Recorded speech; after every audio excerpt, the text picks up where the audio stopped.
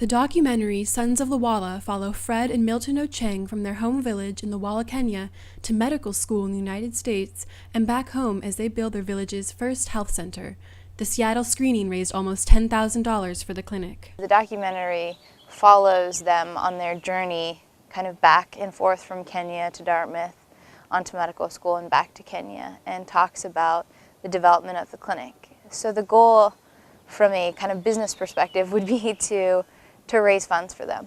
Just the general complaints that, the average healthy young adults would have, malaria, top of the list, and then aside from malaria, we have upper respiratory tract infections, and skin infections are also really common, and just infection with parasites for the young adults.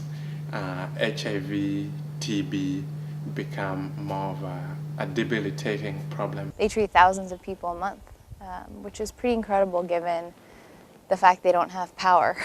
They have fairly limited resources and do a lot of good for the community. In Lwala, poverty, unsafe drinking water, and inadequate nutrition create an environment where poor health is rampant. In order to combat the problem, Lwala Community Alliance is working with schools in HIV prevention education and deworming outreaches. We are sponsoring high school students to go through high school, and so far we've sponsored over 32 students to go through high school, and recently we just sponsored 2 students for post-high school education to become clinicians who will come back and work at the clinic.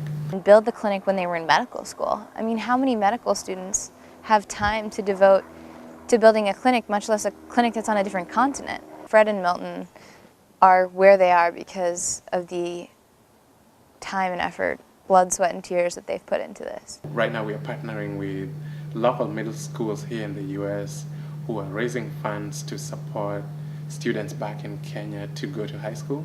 So figuring out ways in which they could partner with us, whether it's with donating medical equipment, trying to link us up with people who are providing healthcare on the ground, or just monetarily. And for those people who are interested in microloans and economic development, that's also one of our ways in which we can partner to improve the income generating capabilities of people in the village.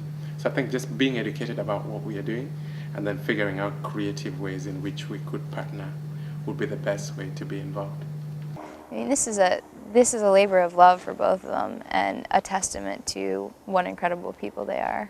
These guys had a hope and had dreams about this clinic, and they picked it up in a place of real sadness after their parents passed away.